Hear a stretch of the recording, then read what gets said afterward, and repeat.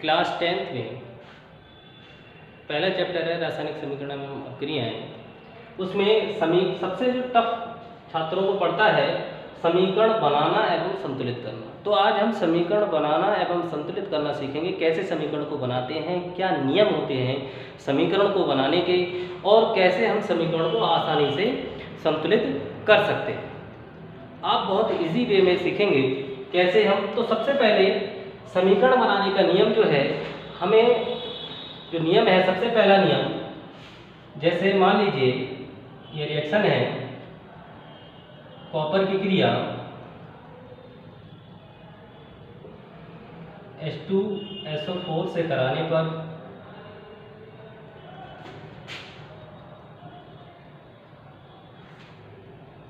CuSO4 plus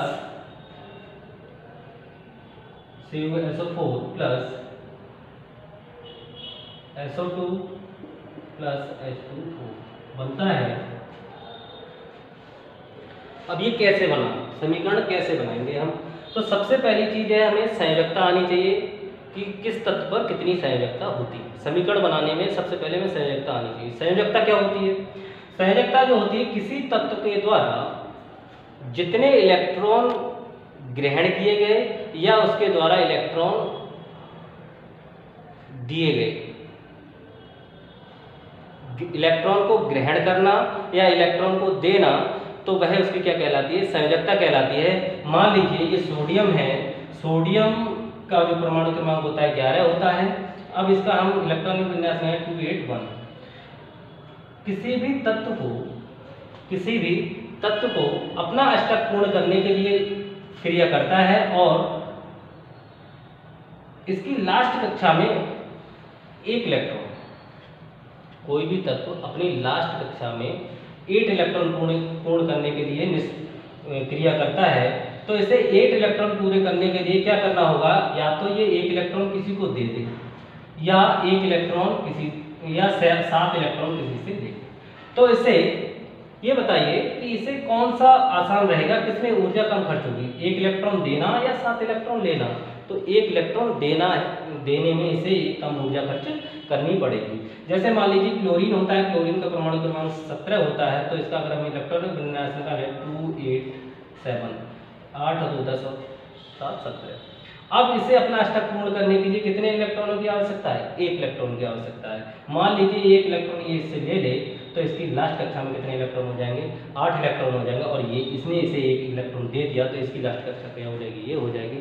तो इसने 1 electron दिया सोडियम ने, तो इस पर उतने ही प्लस के चार्ज लग जाएंगे, और इसने 1 इलेक्ट्रॉन दिया तो इस पर उतने ही माइनस के चार्ज लग, और ये दोनों मिलकर क्या बनाते हैं? NaCl बनाते हैं, सोडियम क्लोराइड बनाते हैं। ठीक है। दूसरा नियम यह है इसका, दूसरी बात कि अब ये संयोजकता होगी, मान लीजिए इसकी प्लस की 2 संयोजकता होती है, इसकी 1 होती है प्लस की, इसकी माइनस की 2 होती है। अब ये जो संयोजकता है, जो बनाने का नियम है समीकरण को, कि सबसे पहले तो हम प्लस वाले को पहले लिखेंगे और माइनस वाले को बाद में लिखते हैं। सबसे पहला नियम ये है, प्लस वाले को पहले और माइनस वाले को बाद में। और दोनों की जो संयोजकताएं हैं प्लस की और माइनस की समान होनी चाहिए। समान नहीं है तो हम समान करेंगे, वो भी हम बताएंगे कैसे समान करेंगे। और इसके बाद इसमें देखिए कॉपर है, कॉपर की संयोजकता 2 है, और इधर सल्फर की संयोजकता -2।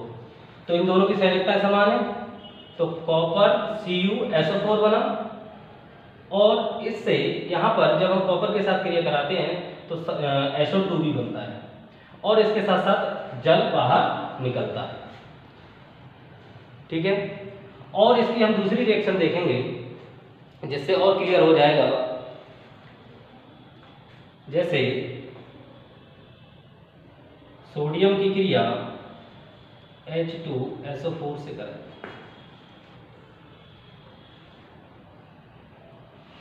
सोडियम की क्रिया H2SO4 से कराई।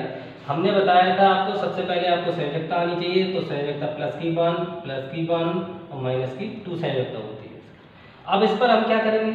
सबसे पहले हम प्लस वाले को पहले लिखेंगे, पहले तो ये देखेंगे संयोजकता समान होनी चाहिए, फिर संयोजकता समान होने के साथ साथ प्लस वाले को पहले लिखेंगे और माइनस वाले को बाद में लिखेंगे। और दूसरी बात, हमेशा समान चार्ज वाले कभी भी रिएक्ट नहीं करते, विपरीत चार्ज वाले ही रिएक्ट करेंगे। कहने का मतलब यह है कि इस पर जो है संयोजकता प्लस की 1 है और इस पर माइनस की 2 है, यानी विपरीत चार्ज है। लेकिन अब हम इन्हें कैसे करेंगे, समान कैसे करेंगे, क्योंकि इनकी संयोजकता तो समान है नहीं। अब इसे हम कैसे करेंगे, जैसे मान लीजिए आपने 9th में पढ़ा होगा सोडियम, इसकी संयोजकता प्लस की 1 होती है और ये हो गया SO4, इसकी संयोजकता माइनस की 2 होती है। तो इसकी हम क्रॉस मल्टीप्लिकेशन कर देंगे, इसकी संयोजकता इस पर चली जाएगी। तो इस क्रॉस मल्टीप्लिकेशन करने पर क्या होगा, कैसे लिखा जाएगा, Na प्लस का है तो ये पहले लिखा जाएगा Na, अब इसका 2 इस पर आएगा Na2 और क्या बचा हमारे पास SO4। अब देखिए संयोजकता दोनों की बराबर हो गई। Na2 यहाँ पर 2 Na है तो इस पर प्लस की 1 होती है, तो एक Na की प्लस की 1 तो 2 Na की प्लस की 2, और यहाँ पर SO4 एक ही है तो इसकी माइनस की 2, इसकी माइनस की 2, इसकी प्लस की 2 बराबर होगी। अब बचा क्या हमारे पास, बचा क्या हमारे पास, हाइड्रोजन बचा। तो ये हाइड्रोजन गैस बाहर निकल जाती है और आपने ये टॉपिक पढ़ा भी होगा, जब हम किसी धातु की क्रिया अम्ल से कराते हैं तो फट फट की आवाज के साथ हाइड्रोजन गैस निकलती है। तो ये इस तरीके से हम समीकरण को बनाएंगे। ये समझ में आया कि पहले प्लस वाले को लिखेंगे, बाद में माइनस वाले को लिखेंगे, दोनों की संयोजकताएं क्या होनी चाहिए, समान होनी चाहिए। समान नहीं है तो हम इस तरीके से करेंगे और फिर बाद में समीकरण को संतुलित करेंगे। संतुलित कैसे करेंगे समीकरण को, देखिए संतुलित करने का सबसे अच्छा तरीका क्या होता है, पहले तो हमें ये मालूम होना चाहिए संतुलित होता क्या है, संतुलन क्या होता है। समीकरण में बाईं और दाईं दोनों तरफ परमाणुओं की संख्या समान होनी चाहिए, या हम कह सकते हैं ऐसा रासायनिक समीकरण जिसमें बाईं और दाईं दोनों तरफ परमाणुओं की संख्या समान होती है, संतुलित रासायनिक समीकरण कहलाता है। कैसे, ये बाईं तरफ है, ये दाईं तरफ। अब देखिए कैसे करेंगे, जैसे कॉपर है, कॉपर इधर कितना, एक ही परमाणु है। हाइड्रोजन ये अकेला है, इसे अकेला ब्रैकेट में बंद कर देंगे। हाइड्रोजन इधर कितने हैं, 2, सल्फर 1, ऑक्सीजन 4, ये तीनों एक साथ है, ये तीनों एक साथ ले लेंगे, एक ब्रैकेट में बंद कर देंगे। इसी तरीके से दाईं तरफ देखेंगे, कॉपर इधर कितना 1, सल्फर इधर कितना 1, ऑक्सीजन इधर कितना 4, ये तीनों एक साथ है तो तीनों को हम एक साथ ले लेंगे। सल्फर इधर कितना 1, ऑक्सीजन इधर कितना 2, ये दोनों एक साथ हैं, एक साथ ले लेंगे। हाइड्रोजन इधर कितना 2, ऑक्सीजन 1, ठीक है। अब देखिए कॉपर 1 दोनों बराबर है, हाइड्रोजन 2, हाइड्रोजन इधर 2 हाइड्रोजन इधर भी है, समान है दोनों। सल्फर 1, ऑक्सीजन इधर 4 है, इधर ऑक्सीजन कितने हैं 1 और 2 3 और 4 7। तो इधर जो है ऑक्सीजन की संख्या ज़्यादा है, इधर ऑक्सीजन की संख्या कम है, तो हम इधर क्या करें कि ऑक्सीजन की संख्या दोनों तरफ समान हो जाए। तो ऑक्सीजन की संख्या दोनों तरफ समान कैसे होगी, देखिए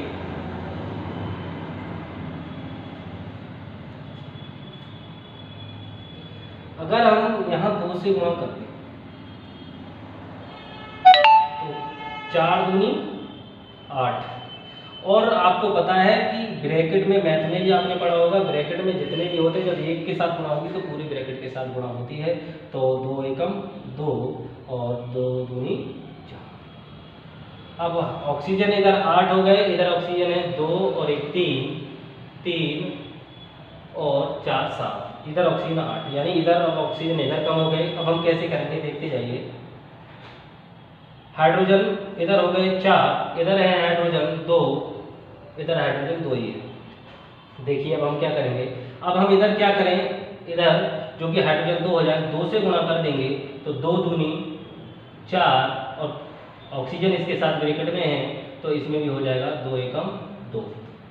अब देखिए हाइड्रोजन 4 हो गए, हाइड्रोजन 4 हो गए, इधर भी ऑक्सीजन इधर 8 हो गए, इधर ऑक्सीजन 2 और 2 4 और 4 8। अब देखिए कॉपर इधर 1, कॉपर इधर 1, हाइड्रोजन इधर 4, हाइड्रोजन इधर 4, हाइड्रोजन इधर भी 4 है, इधर भी 4 है, सल्फर इधर 2, सल्फर इधर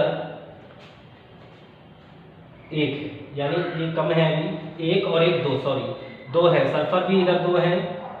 और ऑक्सीजन देखिए, ऑक्सीजन इधर 8 और ऑक्सीजन इधर 2 और 2 4 और 2 8। समीकरण हो गए संतुलित। इस तरीके से हम आसान तरीके से समीकरण को संतुलित कर सकते हैं। अब देखिए हमने H2SO4 के आगे लगाए, तो 2 हम यहाँ लगा देंगे समीकरण में। इसी तरीके से 2 हमने H2O के आगे लगाए, तो 2 हम यहाँ लगा देंगे समीकरण। इस तरीके से समीकरण को हम संतुलित करेंगे। कैसा भी रासायनिक समीकरण हो आप बहुत ही आसानी से कर सकते हैं। आप 2 बार घर पे प्रैक्टिस करेंगे तो बिल्कुल आपका क्लियर हो जाएगा। ऐसे ही दूसरा रासायनिक समीकरण देखते हैं।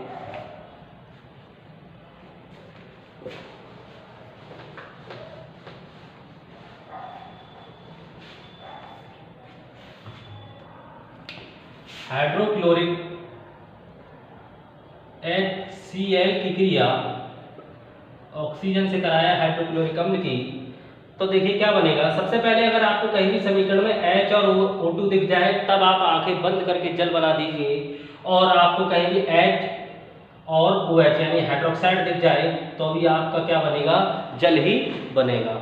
अब देखिए सबसे पहले हम यहाँ पर हाइड्रोजन पर प्लस का 2, इस पर माइनस का 2 होता है, इस पर प्लस का 1, इस पर माइनस का 2 होता है। तो इसकी समीकरण ये अभी संतुलित नहीं है, बराबर नहीं है दोनों की जो संयोजकता है।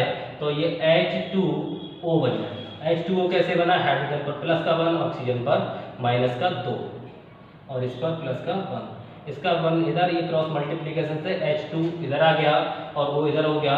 और ऑक्सीजन के एक परमाणु पर -2, इसके 2 परमाणु होते हैं, एक परमाणु यहाँ पर 2 परमाणु है, तो यहाँ पर ऑक्सीजन हाइड्रोजन पर 1 परमाणु पर 1 और दूसरे परमाणु पर 1 कितने हो गए, 2। इधर भी 2 हो गए, इधर भी 2 हो गई। संयोजकता क्या हो गई, बराबर हो गई और जल बना लिया है। अब इसके बाद बचा क्या हमारे पास, क्लोरीन बचा, तो ये क्लोरीन Cl2। अब देखिए इस तरीके से हमने बनाने का नियम हम आपको बता चुके हैं। पहले प्लस वाला, देखो ये पहले प्लस वाला लिखा गया है, फिर माइनस वाला लिखा गया है, जिसकी माइनस की संयोजकता है। हमेशा धनात्मक और ऋणात्मक वाले ही आपस में क्रिया करेंगे, अपोजिट चार्ज वाले। ठीक है, ध्यान रखना है इस बात का। अब देखो संतुलित रासायनिक समीकरण दाईं तरफ और बाईं तरफ। दाईं तरफ संतुलित रासायनिक समीकरण देखें, संतुलित रासायनिक समीकरण वह होता है जिसमें बाईं और दाईं दोनों तरफ, बाईं और दाईं दोनों तरफ परमाणुओं की संख्या समान। देखिए हाइड्रोजन पर एक परमाणु, हाइड्रोजन का एक परमाणु है इधर, क्लोरीन का भी एक है, दोनों एक साथ हैं, तो दोनों को एक साथ ब्रैकेट में बंद कर लेंगे। इसी तरीके से ऑक्सीजन के 2 परमाणु अकेला है, इसे अकेला ही ब्रैकेट में रहने देंगे।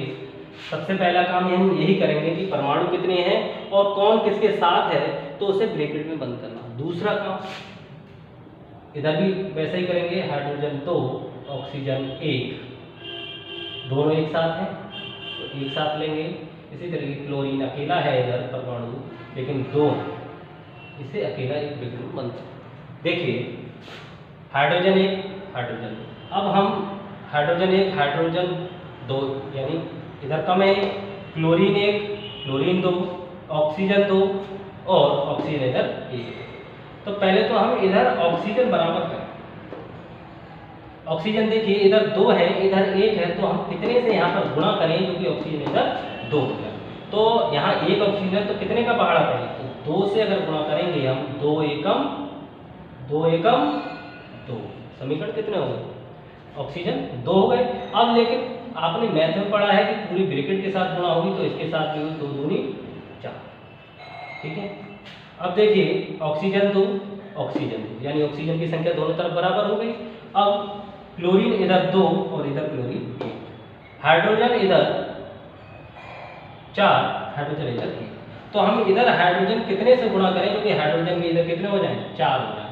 तो हम 4 से गुणा करेंगे, तो 4 एकम 4 और फिर क्लोरीन के साथ भी होगी 4 एकम 4। अब इधर क्लोरीन 4, इधर क्लोरीन कितने 2। तो इधर हम क्या करेंगे कि कितने से गुणा करेंगे, क्लोरीन 4 हो जाए तो इधर हम 2 से गुणा करेंगे, 2 दूनी 4। अब देखिए hydrogen 4, hydrogen 4, chlorine 4, chlorine 4, oxygen 2, oxygen. दोनों तरफ परमाणु की संख्या क्या हो गई, समान हो गई। अब हमने 4 किसके आगे गुणा करी, 4 में HCl दोनों के, तो 4 हम यहाँ लगा देंगे। इसी तरीके से हमने इधर H2O के आगे 2 से गुणा करी तो 2 यहाँ लगा देंगे, और इसी तरीके से क्लोरीन के आगे हमने 2 से गुणा करी तो यहाँ भी 2 हो गई आपकी रासायनिक समीकरण संतुलित। 2 बार आप प्रैक्टिस करेंगे और आपकी रासायनिक समीकरण संतुलित करना सीख जाएंगे।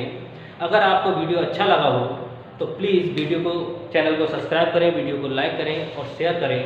शेयर करना बिल्कुल ना भूलें, अगर आपको, जिससे आपके पास नोटिफिकेशन आता रहेगा जब भी मैं कोई नई वीडियो डालूंगा। ऐसी हेल्पिंग वीडियो के साथ आगे भी आता रहूँगा आपके साथ।